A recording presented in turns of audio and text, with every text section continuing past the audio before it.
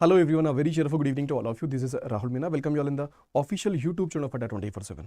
So दोस्तों, आप में से काफ़ी सारे बच्चे ऐसे थे जो पूछ रहे थे कि सर हमें पेड बैच लेना चाहिए कि नहीं चाहिए पीएनबी एसओ के लिए। अगर हम एग्जाम देने वाले हैं तो क्या हमें पेड बैच लेना चाहिए, क्योंकि देखो एग्जामिनेशन की जो फॉर्म फिलिंग डेट है वो तो ऑलरेडी फिनिश हो चुकी है। तो आप में से जो बच्चे फॉर्म फिलअप कर चुके हैं उनमें से काफ़ी सारे बच्चे ऐसे हैं जो कि पेड बैच ज्वाइन कर चुके हैं, लेकिन काफ़ी सारा क्राउड अभी भी ऐसा है जो पेड बैच ज्वाइन नहीं किया है।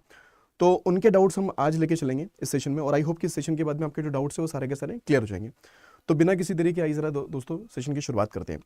So the very first thing is that कि अगर आप चैनल पर नए हो तो चैनल को सब्सक्राइब जरूर कर लीजिएगा, बेल आइकन पर जरूर क्लिक कर ले ताकि जो भी अपकमिंग क्लासेस हैं, वीडियोज़ हैं, उनके नोटिफिकेशन आपको मिलते रहेंगे। और किसी भी एग्जामिनेशन के लिए प्रिपरेशन कर रहे हैं आप लोग तो आपके मोबाइल फोन में अड्डा 24/7 का जो एप्लीकेशन ऐप है ये होना चाहिए दोस्तों। इस पर काफ़ी सारा तो फ्री कंटेंट मिलता है, डेली बेसिस पर हर सब्जेक्ट के लिए आपको क्विजेज मिलती है ताकि नए क्वेश्चन के साथ आप लोग अपनी प्रैक्टिस कर पाए। और एक और इंपॉर्टेंट चीज कि अगर मान लीजिए कोई पेड बैच आप परचेस करेंगे तो आप लोग अगर इस रेफरल कोड का यूज करते हैं ना तो आपको मैक्सिमम डिस्काउंट मिलता है, राइट। और वैसे भी देखिए लीप ईयर है, और इस लीप ईयर पर अड्डा 24/7 ने आप सभी के लिए सारे महापेक्स के ऊपर डबल वैलिडिटी के साथ साथ 80% का डिस्काउंट रखा है। लेकिन एप्लीकेशन ऐप के थ्रू कोई प्रोडक्ट परचेस करेंगे आप लोग तो 1% एडिशनल मिलेगा। मतलब कुल मिलाकर अगर देखा जाए तो रेफरल कोड आपको यूज करना है Y710 और आप लोग 81% का डिस्काउंट ले पाओगे किसी भी प्रोडक्ट के ऊपर, चाहे वो बैंक महापेक प्लस हो, रेगुलेटरी बॉडीज का महापेक हो, या फिर और कोई महापेक हो आपके पास, राइट।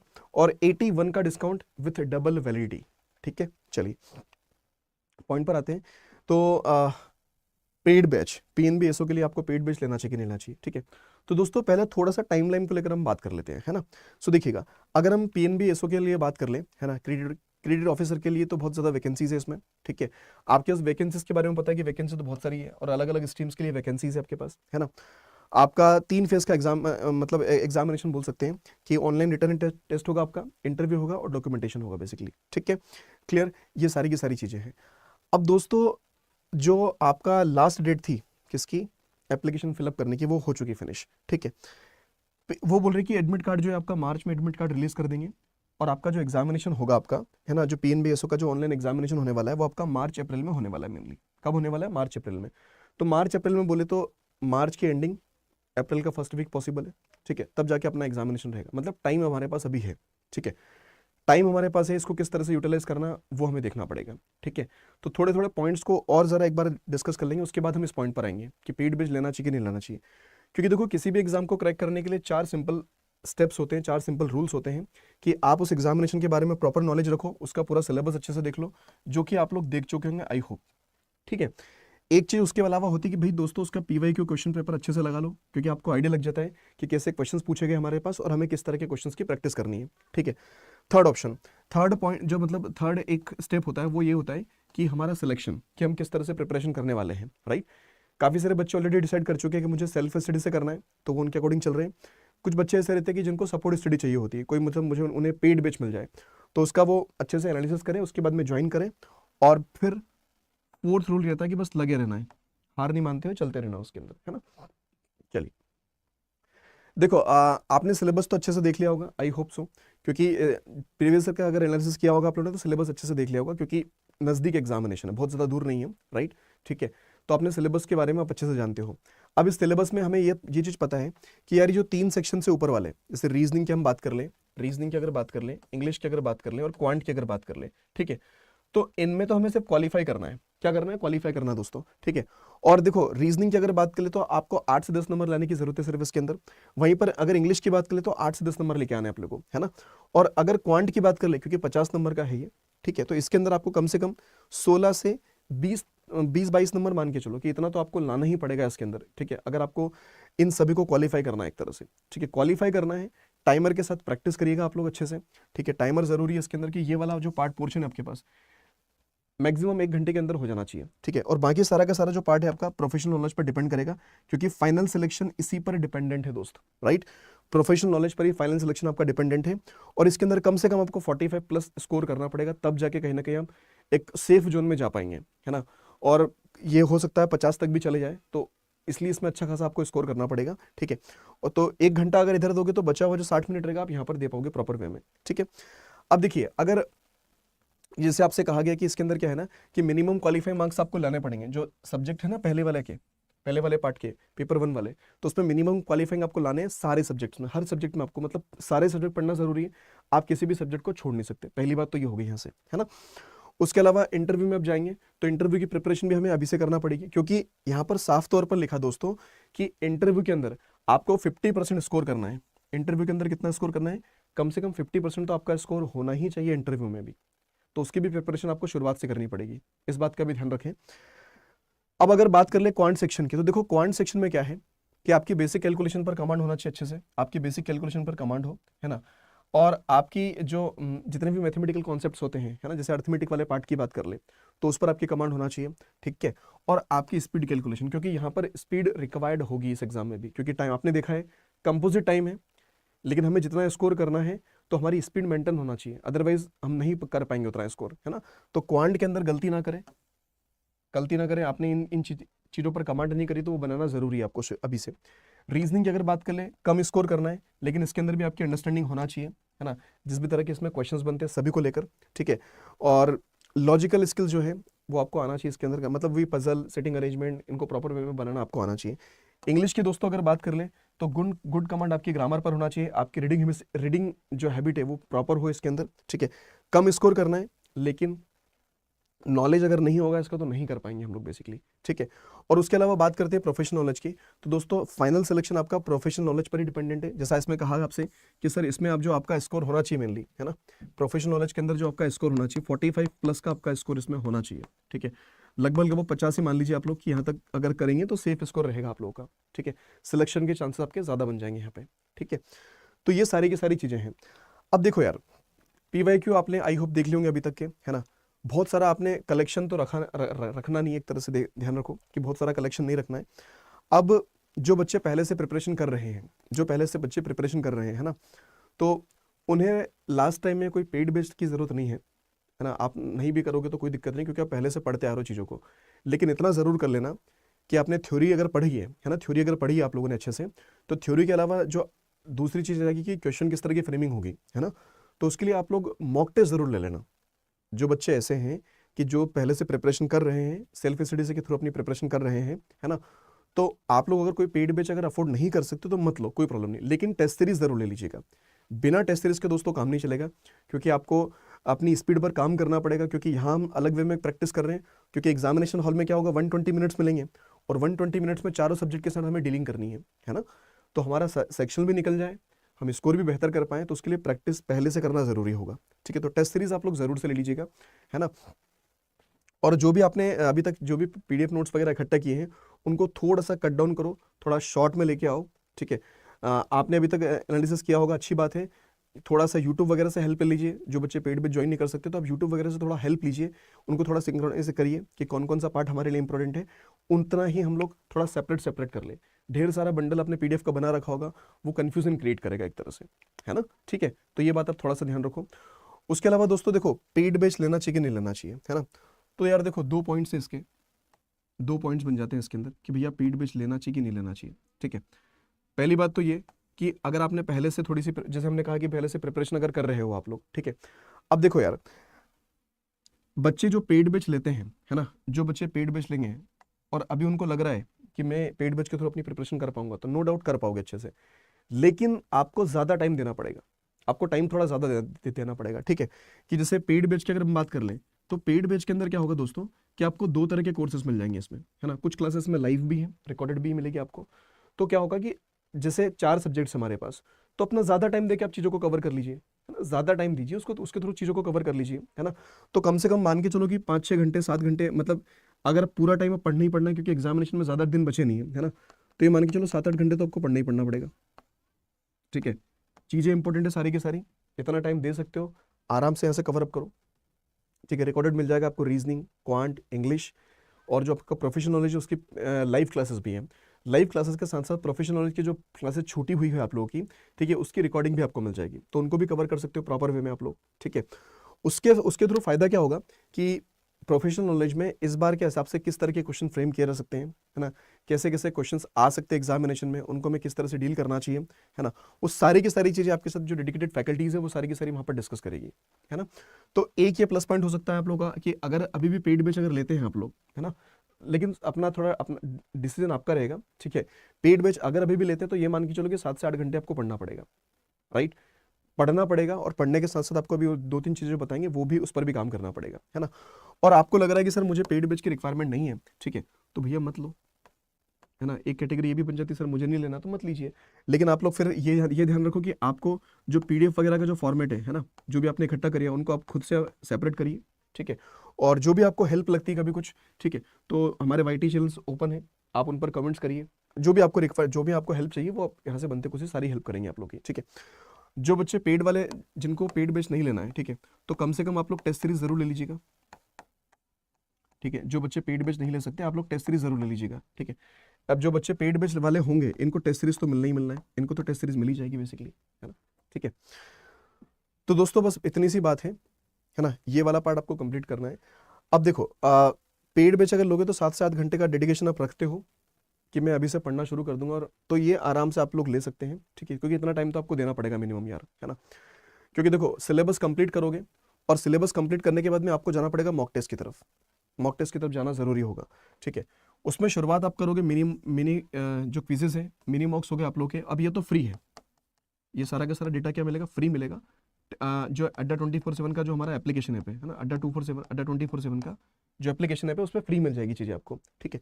और अगर आपने टेस्ट सीरीज परचेस करी तो उसके अंदर भी आपको सेक्शनल मॉक्स मिल जाएंगे, उसमें उसके अंदर भी काफ़ी सारा मटेरियल आपको मिल जाएगा, तो वहां से आप लोग प्रैक्टिस कर सकते हो, ठीक। और सेक्शनल मॉक लगाना जरूरी होंगे इस एग्जामिनेशन के लिए, ठीक है। दोनों बच्चे चाहे वो फ्री वाले हो या फिर पेड वाले हो, सेक्शनल मॉक तो आपको दोनों को लगाने पड़ेंगे, है ना। और इन पर थोड़ी कमांड बनने के बाद में थोड़ा कॉन्फिडेंस अगर आपका बिल्डअप होने लगे, उसके बाद आपको जाना है किसके ऊपर, फुल लेंथ मॉक के ऊपर। कोई भी बच्चा शुरुआत में फुल लेंथ मॉक पर ना जाए, है ना। फुल लेंथ मॉक पर जाओगे डिसअपॉइंट हो जाओगे, तो अगर प्रिपेयर नहीं हो तो फिर इस पर मत जाइएगा। अभी अभी आप सिर्फ इस पर काम करो, ठीक है।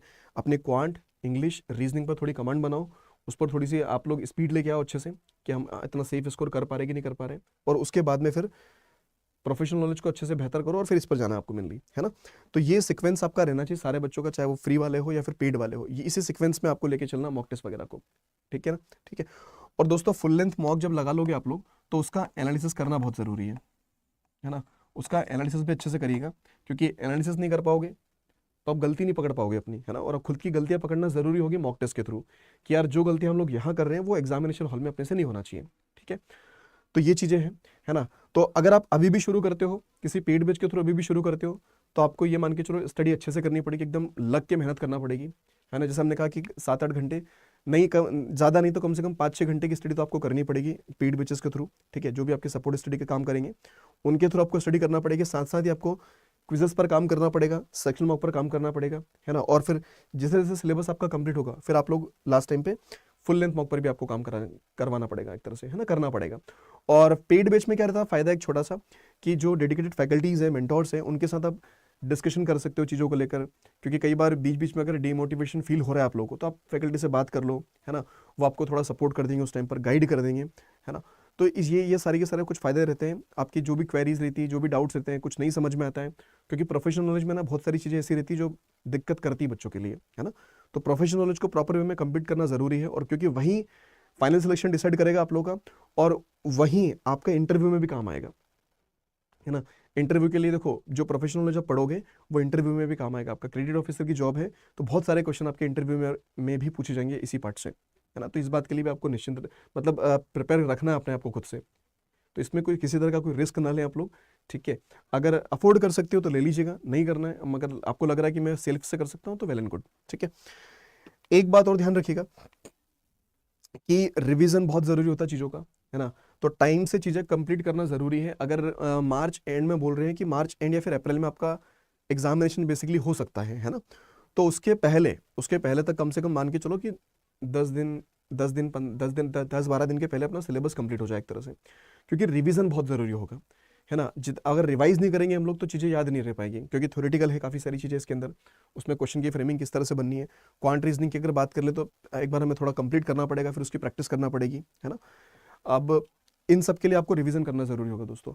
और सबसे ज़्यादा अहम रोल प्ले करेगा आपका सेल्फ स्टडी वाला पार्ट, ठीक है। तो जो बच्चे पेड वाले होंगे या फिर खुद से जो सेल्फ स्टडी से कर रहे हैं, तो आपको सेल्फ स्टडी तो करनी ही करनी। पेड वाले को भी सेल्फ स्टडी करना पड़ती है ना, क्योंकि क्वेश्चंस की प्रैक्टिस उनको भी करना पड़ती है। ऐसा नहीं कि पेड बैच के अंदर क्वेश्चंस करवा दिए तो आपके भी क्वेश्चन खत्म हो गए, ऐसा कभी नहीं होता है ना। ध्यान रखो, जैसे मान के चलो परसेंटेज का कोई टॉपिक है, तो अगर यहाँ पर आपने आपने मान लो 30 क्वेश्चन, 35 क्वेश्चन, 40 क्वेश्चन कर लिए, तो इसका मतलब ये नहीं होगा कि आपका टॉपिक कंप्लीट हो गया। जब तक उस टॉपिक के क्वेश्चंस आप खुद ना बना पाओ, नए क्वेश्चन उस टॉपिक के, तब तक वो कंप्लीट नहीं माना जाता है ना। तो रिवीजन, प्रैक्टिस, सेल्फ स्टडी, सारी चीज़ें इसके अंदर रिक्वायर्ड रहेगी आप लोगों की, है ना। तो सेल्फ स्टडी तो करनी होगी, अगर पेड बेच लेते तब भी, या फिर आप लोग सेल्फ स्टडी से कर रहे हो तब भी, ये दोनों चीज़ आपके लिए ज़रूरी है दोस्तों, ठीक है। बस इतना ही है ना। तो आपको लग रहा है कि मैं इतना टाइम दे सकता हूँ, डेडिकेटेडली मैं प्रिपेयर कर सकता हूँ, है ना, मेरा टारगेट सिर्फ इसी को निकालना है, फोड़ना है इस एग्जामिनेशन को, तो पेड बेच लीजिए आप लोग, उसमें आराम से अपना एनरोलमेंट कीजिए, और जितनी भी क्लासेस है उसके अंदर, है ना, क्योंकि काफ़ी सारी आपको रिकॉर्डेड में भी मिल जाएगी, लाइव में भी मिल जाएगी, दोनों के थ्रू सिलेबस कंप्लीट करो, रिवीजन करो प्रॉपर वे में, टेस्ट सीरीज लगाओ, मॉक टेस्ट दो, सेक्शन मॉक लगाओ, खत्म करो, ठीक है। ये चीज़ रहेगी आपके पास। और जो बच्चे अगर पेड बेच नहीं ले सकते हैं, बोल रहे कि सर हमारी पॉकेट अलाउ नहीं कर पा रही है हमें, तो कोई बात नहीं, लेकिन आप लोग को एटलीस्ट टेस्ट सीरीज लेना ज़रूरी होगा, ठीक है ना। टेस्ट सीरीज के बगैर काम नहीं चलेगा दोस्त, क्योंकि यार कंपोजिट टाइम है और उसको मैनेज करना ज़रूरी होगा, है ना। तो प्रैक्टिस आप उसी वे में करिएगा, टाइमर के साथ प्रैक्टिस करते चलेगा सारे सब्जेक्ट्स की, है ना, तो आपके लिए ज़्यादा बेहतर होगा। बस लास्ट थिंग इतनी सी है कि आप लोग जो है खुद को प्रिपेयर करते चलो, है ना, बस prepare your self for this examination, that's it, और कुछ नहीं है ना। बाकी फिर इधर उधर की बातें सोचने से कुछ नहीं होगा। अब बहुत सारी बातें दिमाग में नहीं लानी है, क्योंकि लिमिटेड टाइम है, तो बस आपको कंसंट्रेशन के साथ अपनी स्टडी करनी, पढ़ाई करनी, दैट्स इट, है ना। बाकी और कुछ नहीं है, ठीक है, पढ़ाई के अलावा और कुछ नहीं होता है ना। बाकी फिर आप कुछ भी करो, फिर वो ये बहुत सारे वीडियोस आपको देखने को मिले, 15 दिन में इस एग्जाम को कैसे क्लियर करें, 10 दिन में इस एग्जामिनेशन को कैसे क्लियर करें, तो वो होता कुछ नहीं है, प्रैक्टिकली चीज़ें पॉसिबल नहीं है ना। लेकिन हाँ, ये है कि अभी अगर शुरुआत करते हो, तो अभी एक थोड़ा सा प्रैक्टिकल वे में भी देखें तो अपने पास टाइम पीरियड है कि इन चीज़ों को अपन आराम से कंप्लीट कर सकते हैं। थोड़ी मेहनत ज़्यादा करना पड़ेगी, क्योंकि यार देखो, जितना लेट किया आप लोगों ने, तो भुगतना भी आप ही को पड़ेगा, है ना। तो ये हो सकता है कि पहले प्रिपरेशन शुरू कर देते तो ज़्यादा बेहतर होता आपके लिए, लेकिन जितना टाइम अभी भी बचा हुआ है अपने पास, तो उसमें भी अपने आप को आराम से प्रिपेयर कर सकते हो। बस ये है कि थोड़ी मेहनत ज़्यादा करनी पड़ेगी, एफर्ट्स हमें ज़्यादा देने पड़ेंगे, है ना। एक एक दिन में हमें 2-2 3-3 टॉपिक्स कंप्लीट करना पड़ेंगे, है ना, उनकी जम के प्रैक्टिस करना पड़ेगी, सब चीज़ें पॉसिबल है, सारी चीज़ें पॉसिबल है, ऐसा कुछ भी इम्पॉसिबल वाला टास्क नहीं है इसके अंदर, राइट, ठीक है। सोचो तो सब है, ना सोचो तो फिर कुछ नहीं है, ठीक है। चलिए, बस लास्ट थिंग इतनी सी कि दोस्तों डबल वैलिडिटी चल रही है फिलहाल अड्डा 24 के प्लेटफॉर्म पर, और 81% का डिस्काउंट मिल रहा है। तो अगर आप में से कोई बच्चा इंटरेस्टेड है, तो आप लोग किसी पेड बैच में एडमिशन ले सकते हो, है ना। रेफरल कोड आपके लिए रहेगा Y710 फॉर मैक्सिमम डिस्काउंट्स। जैसा हमने आपसे कहा कि भाई ये PNBSO का बैच है, लाइव बैच है, तो इसमें कुछ क्लासेस लाइव, मतलब काफ़ी सारी क्लास लाइव मिल जाएगी, और कुछ क्लास आपको रिकॉर्डेड फॉर्मेट में मिलेगी, है ना। मेनली आपके जो प्रोफेशनल नॉलेज वाला पार्ट है वो आपको लाइव सेशन में मिलेगा, लाइव में मिलेगा आपको प्रोफेशनल नॉलेज वाला पार्ट, ठीक है। तो वो बैच को ज्वाइन कर सकते हैं, या फिर अगर बैच नहीं कर सकते तो एटलीस्ट आपको टेस्ट सीरीज के लिए तो जाना ही चाहिए एनी हाउ, ठीक है। तो रेफरल कोड इसके अंदर यूज करेगा Y710S। ये टेस्ट सीरीज के लिए क्या होगा, Y710S फॉर टेस्ट सीरीज। और अगर कंप्लीट बैच आपको लेना है, तो कंप्लीट बैच में तो टेस्ट सीरीज ऑलरेडी मिल ही जाएगी आप सभी को, है ना। तो ये सारे के सारे फीचर्स इस बैच के।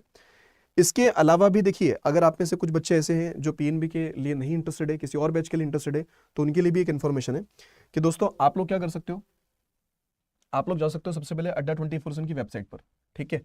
वेबसाइट पर जाइएगा, फर्स्ट लिंक पर क्लिक कर लीजिएगा। फर्स्ट लिंक पर क्लिक करने के बाद में यहाँ पर ऑल कोर्सेज में आप लोग जाएं, ऑल कोर्सेज में जाइएगा। ऑल कोर्सेज में जाएंगे तो यहाँ पर लेफ्ट हैंड साइड को थोड़ा स्क्रॉल डाउन करके regulatory bodies in SO, regulatory bodies in SO पर जब क्लिक करेंगे तो काफी सारे बैचेस आपको नजर आएंगे, है ना, ठीक है। तो PNBSO की बात हो गई हम लोग की, तो PNBSO का भी आपके पास बैच मिल जाएगा यहाँ पर, ये से PNBSO है, आप इसको एनरोल कर लीजिएगा। या फिर आपको लग रहा है कि सर मुझे 2024 के एग्जामिनेशन कवर करने हैं, है ना, तो उसके लिए सबसे बेस्ट ऑप्शन दोस्तों आपके पास कि मैं बैंक महापेक ले लूँ, और बैंक महापेक में बैंक महापेक प्लस, क्योंकि बैंक महापेक प्लस में क्या है ना, बैंकिंग के सारे एग्जाम और रेगुलेटरी बॉडीज के सारे एग्जाम सब कुछ इसके अंदर कवर अप है। तो अगर आप फ्रेशर हो, बिगनर हो, या फिर आपके कोई फ्रेंड या फिर कोई फैमिली मेम्बर ऐसा बच्चा है जो फ्रेशर है, जो अभी प्रिपरेशन दौर में अभी पैर ही रखने वाला है, तो उसके लिए ये सबसे बेस्ट ऑप्शन होता है। क्योंकि एक बार पेमेंट करना है, 12 महीने के लिए तो नहीं, 24 महीने के लिए मिल जाएगा 12 महीने की पेमेंट में। 6 मंथ का पेमेंट करेगा वो तो 12 मंथ के लिए मिल जाएगा। और बैंकिंग के साथ साथ रेगुलेटरी बॉडीज के सारे एग्जाम, मतलब RBI, SEBI, नाबार्ड, इनके साथ साथ ही वो SBI PO, IBPS PO, RRB PO, clerk, इन सब की प्रिपरेशन कर सकता है एक ही में, है ना। इसमें क्योंकि सब कुछ मिल जाता है उसको, live class, video classes, test series, e books, कहीं जाने की जरूरत ही नहीं है, है ना। इसमें इतना सारा कंटेंट है कि वो इसको खत्म ही नहीं कर पाएगा एक तरह से, है ना, ठीक है। और अपने सिलेक्शन के बाद वो किसी और को भी दे सकता है। करना क्या है इसमें, रेफरल कोड इंटर करना पड़ेगा Y710, Y710 को अप्लाई कर दीजिएगा। तो आप लोग देख पाओगे कि यार ये जो है ना 6,366 रुपये में मिल रहा है, वो भी 24 मंथ के लिए, ठीक है। तो ध्यान रखिए, आप लोग ले सकते हैं इसको। और अगर आप में से कोई बच्चा ऐसा है कि जो सर सिंगल नहीं ले सकता, तो भाई अगर आप सिंगल नहीं ले सकते तो डबल ले लो, मतलब 2 लोग मिलकर ले लो, या फिर 3 लोग मिलकर इसको परचेस कर लीजिएगा, है ना। तो कर सकते हो यार, ठीक है। अगर लेना है, मतलब देखो लेने की अगर मन होता है ना तो किसी भी इंसान ले लेता है, और नहीं लेना तो फिर बात अलग है वो, ठीक है। तो ले सकते हैं आप लोग, डबल वैलिडिटी है और 81% का डिस्काउंट मिलेगा। एप्लीकेशन ऐप के थ्रू जाओगे 1% एडिशन, 81 का डिस्काउंट इस एप्लीकेशन, इस रेफरल कोड के साथ। ओके, चलिए दोस्तों, तो आज के लिए इतनी रखते हैं, मिलते हैं अगले सेशन में। So thank you so much for joining this session. Bye bye, take care, thank you everyone.